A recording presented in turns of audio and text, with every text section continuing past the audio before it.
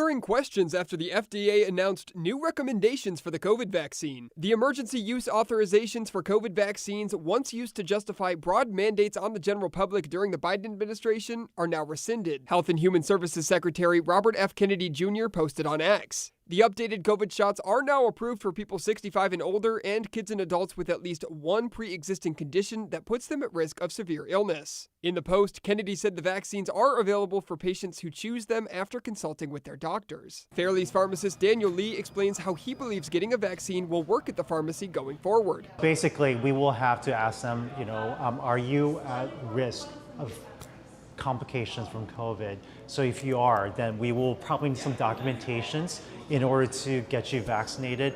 Most likely, insurance will probably require that as well.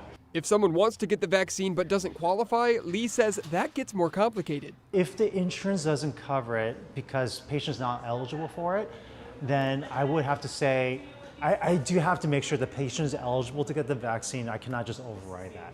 So in that case, it'll be really hard for patients to get the vaccine if they're not eligible for it, even if they're willing to pay out of pocket for it. Oregon Families for Vaccines Director Meg Olson says she believes these changes are unnecessarily burdensome. They haven't really clarified what would put you in that category, right? And so it's just going to cause more confusion until parents don't know what to do. The Washington State Department of Health says they are, quote, carefully reviewing the implications of this FDA development. Our goal remains the same, to ensure that vaccine policy, including COVID-19 vaccine recommendations, will be guided by the best available science to support the health and safety of everyone in our state.